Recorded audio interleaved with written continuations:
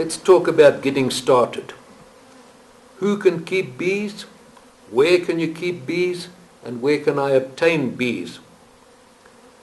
Let's look at the who. Almost anyone can keep bees except for the very rare person who is really allergic to bees. Where to keep bees? One of the beauties about beekeeping, you don't have to own a farm to do bee farming. You can use other people's land, and many people are very amenable to allowing you the use of their land in exchange for a few jars of honey. Be sure to check the bylaws in your area and make sure you comply with these. Right, where are we going to get these bees? First of all, you can buy small nucleus boxes containing bees from most beekeepers, or you can catch your own. South Africa and Africa in general is full of wild bees, and swarms are available in most parts of the summer.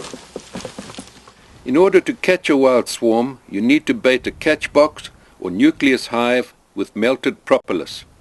This is obtained by scraping a super or a brood box which has contained bees. This is what you get. This is melted gently and brushed onto the entrance and inside of the box. This attracts scout bees looking for a new home. And all you need to do with this box is to fill it with frames, with starter strip to make sure the bees start straight, and you put it out in an area where bees are active, that is in a gum plantation. You can put it on the roof of your garage. You can put them anywhere actually, because the countryside is full of bees and you'll catch bees very, very easily in the summer season. In summer, you will often find a cluster of bees hanging in a tree or on a bush. All that needs to be done is to get this cluster into a box by giving the branch or bush a sharp knock, and the bees will all fall into this box. A nucleus box with waxed frames is kept ready on the ground, and the bees poured onto a sloping board leaning against the entrance. The bees will usually hurry into their new home. Watch for the queen.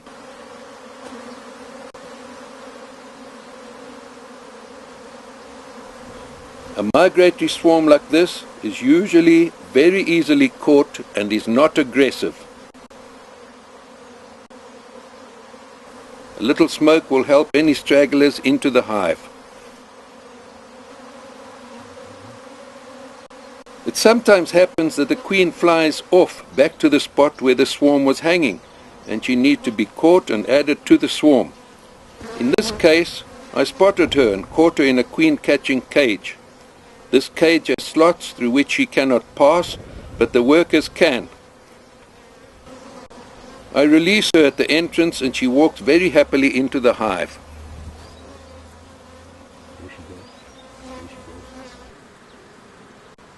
You can see the bees fanning vigorously with their tails in the air. They are releasing a scent from a gland called the Nasonov gland. This indicates the presence of the queen to any bees from the swarm which have not yet entered the hive. The sighting of apiaries is very important for the beekeeper. Things you must consider will be the availability of forage and water, the security of your hives, and the security and safety of persons living nearby. Consideration for livestock in the area must also be made. Poultry and horses are two things which must be avoided at all costs. Horses, poultry and bees do not get on at all. Sheep don't seem to be a problem. Other apiaries in the area have to be taken into consideration as well.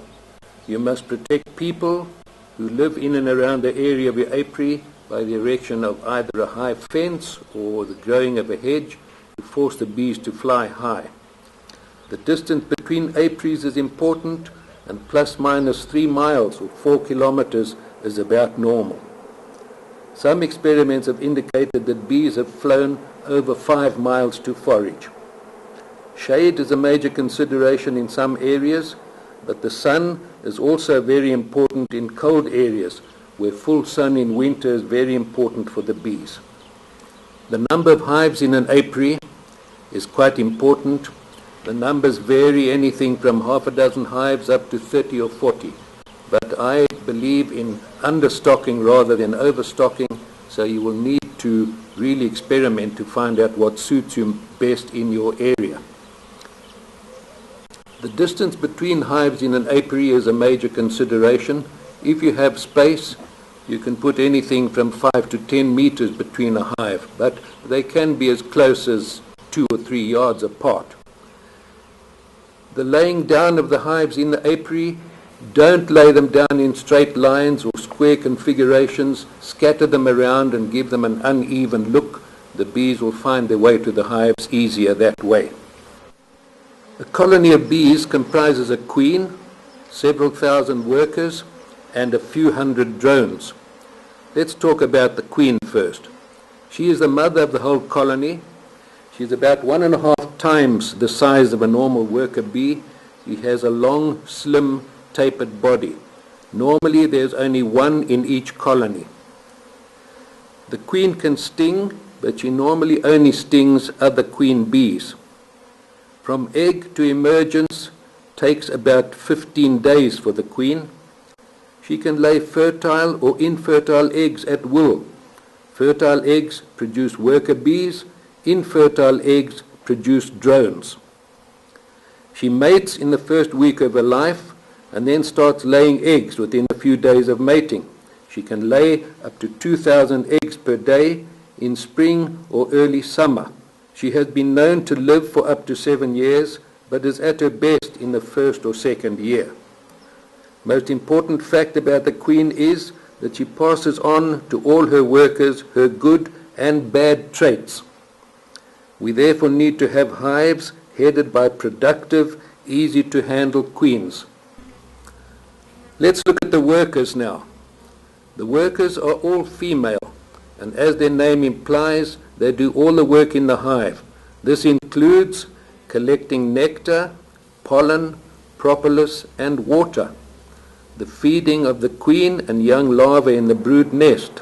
Other hive duties include processing of nectar into honey, cleaning and polishing cells before the queen lays eggs in them, building combs from wax flakes which are secreted from glands under the abdomen. They also produce the amazing substance known as royal jelly, used for feeding very young larvae, and the only food used to feed larvae destined to be queen bees. They also guard the hive. They have a potent barbed sting, which once it penetrates a victim cannot be withdrawn, and in the act of flying away leaves part of its inside attached to the sting, which results in the bee dying. Life cycle of the worker bee is quite short, and in summer she only lives for 6 weeks, but much longer in the winter time. It takes 21 days from egg to emergence. The few hundred drones in the hive are big, powerful flyers. They have a broad, chunky appearance. They appear in the hive from early spring and into early winter, at which time they are thrown out of the hive by the workers. Their sole job is to mate with new virgin queens, after which they die. Drones go to areas known as drone congregation areas to await virgin queens needing to mate. Mating takes place in flight at 5 to 10 meters above the ground. Drones are fed by the workers. They take 24 days from egg to emergence from the large cells in which they develop. They develop from unfertile eggs laid by the queen. They therefore have no father, but have a grandfather. This process is known as Parthenogenesis. At times, up to 20% of the brood area is used for drone rearing. The number of drones vary from a few dozen to several hundred.